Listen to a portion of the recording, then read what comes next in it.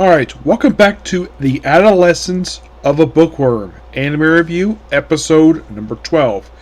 We are here reviewing the last 3 episodes of the season of the show. Of the second season. Episodes, basically, these are episodes 24 to 26. Here's what happens over the course of these 3 episodes.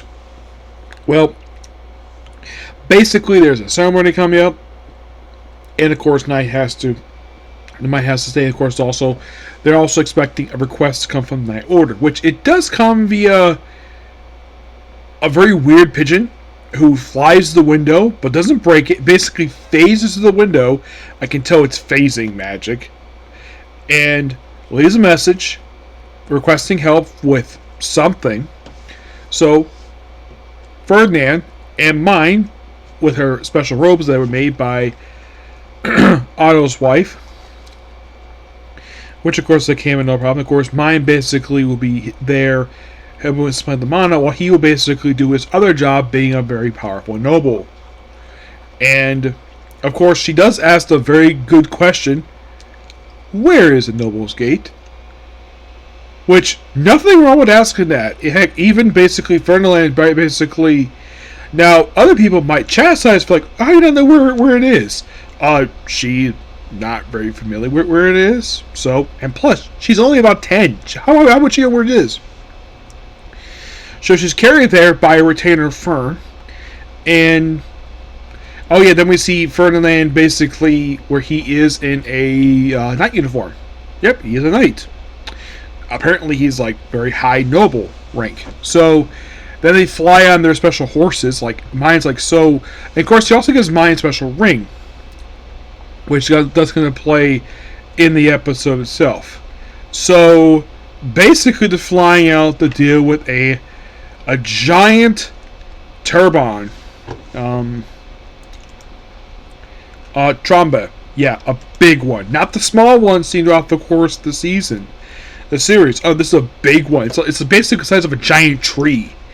And basically, Ferdinand, basically, as far as he has his many arrows, the only reason why he's able to do it because he's lots of mana. One of the big branches, and then, of course, the rest of the knights swoop in to basically deal with, of course, 2 knights are tasked to keep an eye on the Mine before she get basically a blessing, which only one knight's sort of basically gets a little trouble. Well, basically, how should I put this? He doesn't like what she's doing, per se. The 2 knights has to, so basically, there's Daniel and Tsukasa. And man, this man is a complete dick. Oh yeah, he's also voiced by the awesome J. Michael Turner, which is awesome.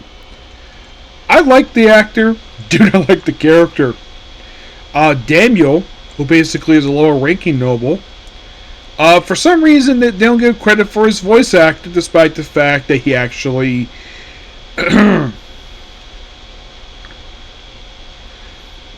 despite the fact he spoke in the episode. Yeah, he spoke, but for some reason they decided not to credit his voice actor. Not sure why.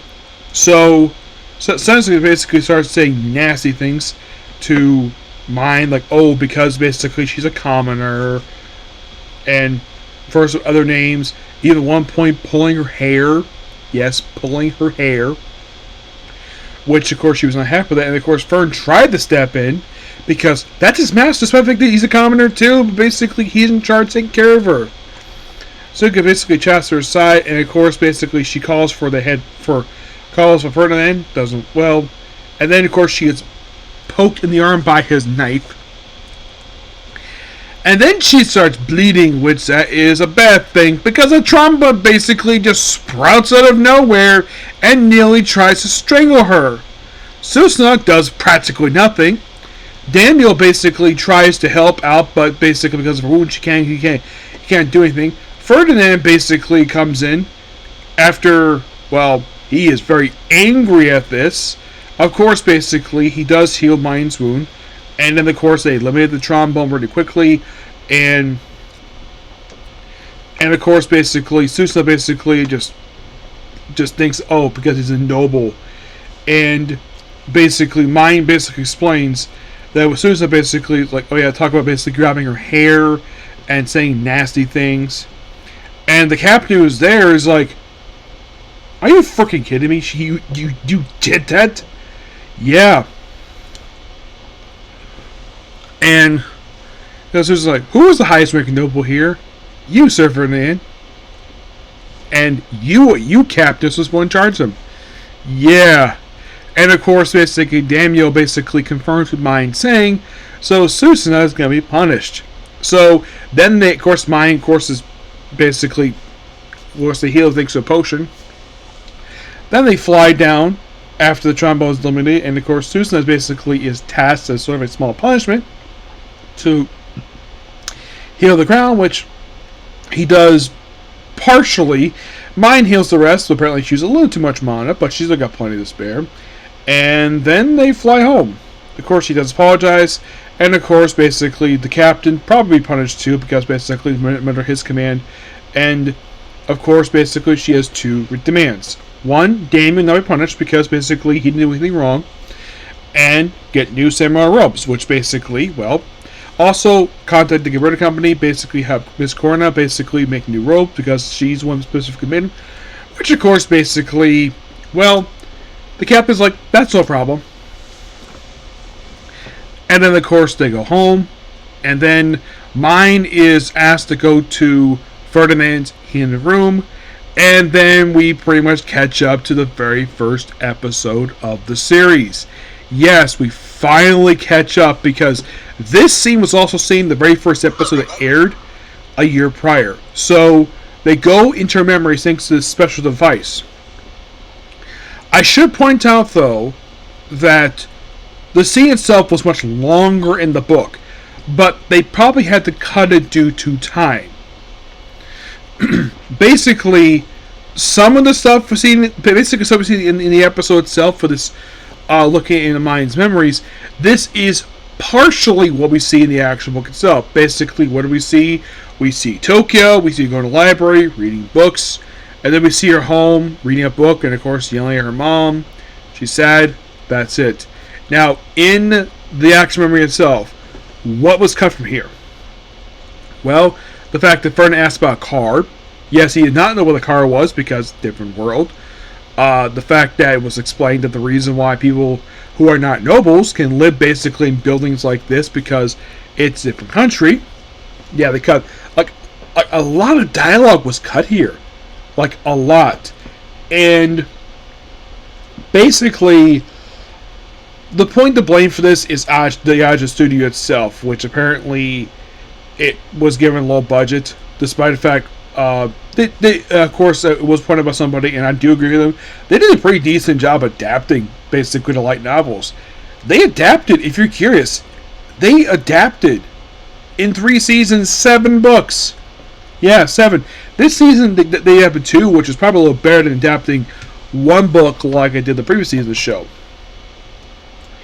And there was also seeing a Mine taking a shower in the book at 2, where he doesn't know what it is. Of course, basically gave her privacy, and of course reading other stuff because she likes reading.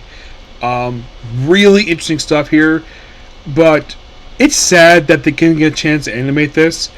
Now, like I said, probably a lot of the scene was cut due to time, but we get a small little snippet exactly of what exactly was going on here.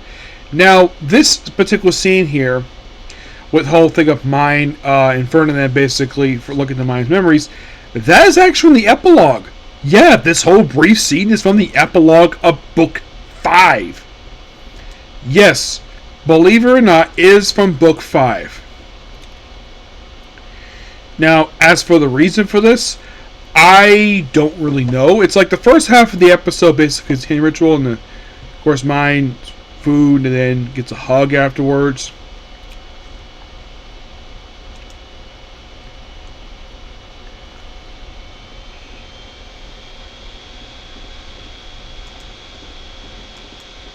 We also get a brief return of Eckhart, who was seen back in the OVA, and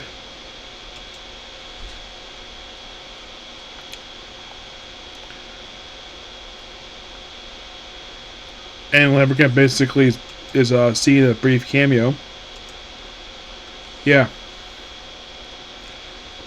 Also, we get sort of the return of the original personality of mine, Osamaso. Yeah, we briefly hear her voice. And they don't credit her per se, but I believe she was also voiced by Rhea Bart as well. We also hear her mother in the episode, which that was quite nice. And then, of course, mine gives Ferdinand a hug, the head priest.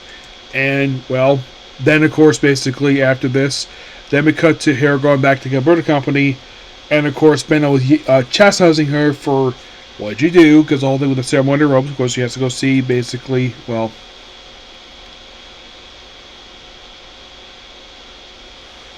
yeah, it's a very nice ending.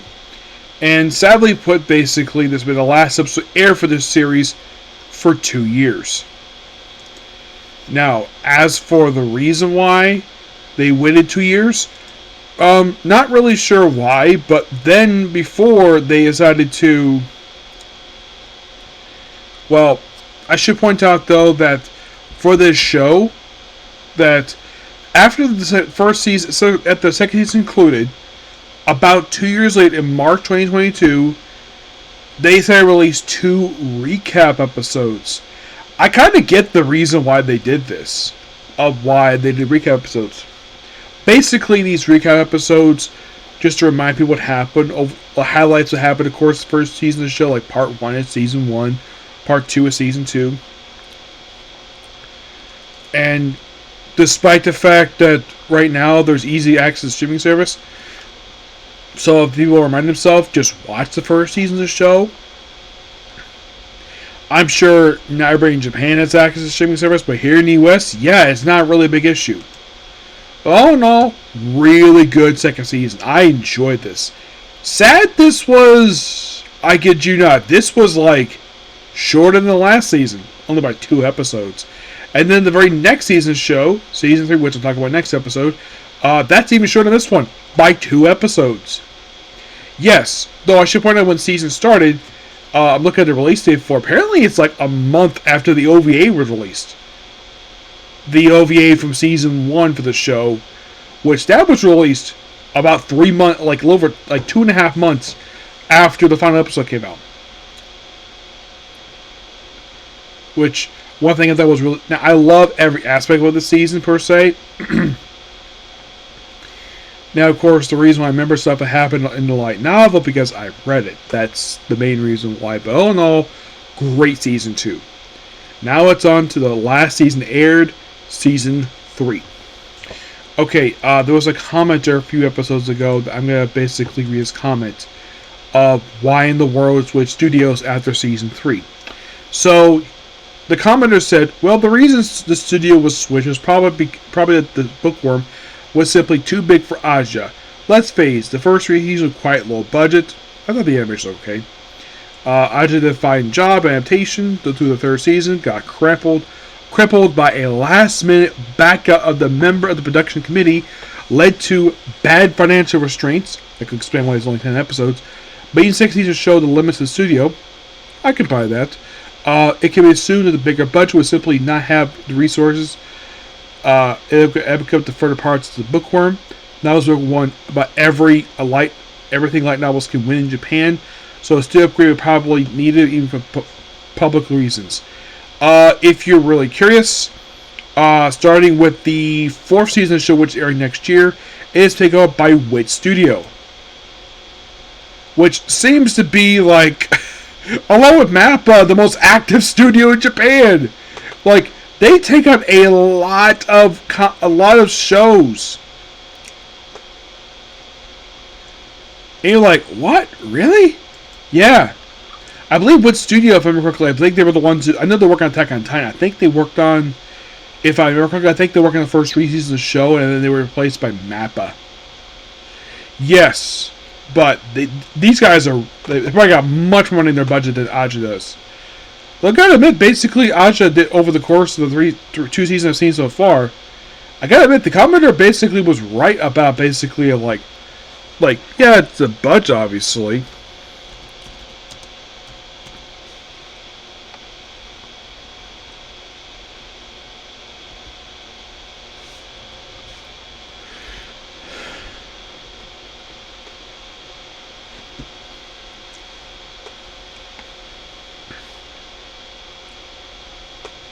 Of course, the studio. Oh yeah, they work. I was right. They work on the first season of the show, Attack on Titan, which was the show that put them on the map. And the studio opened basically Attack on Titan was released a year after the studio, which is good enough basically put out right away. So what I've seen from them is Attack on Titan, Sorry for the End, Spy X Family, and this show will be the fourth show, basically made by them. I haven't seen many, but these guys are really good. Oh my gosh, yes.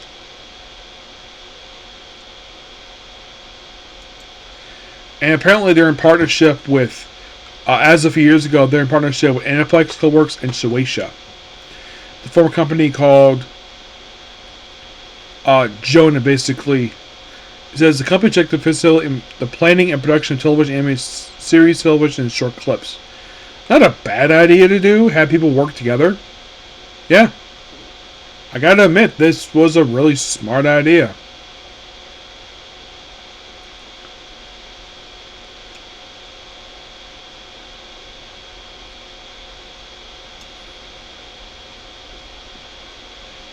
And who owns the studio, might ask?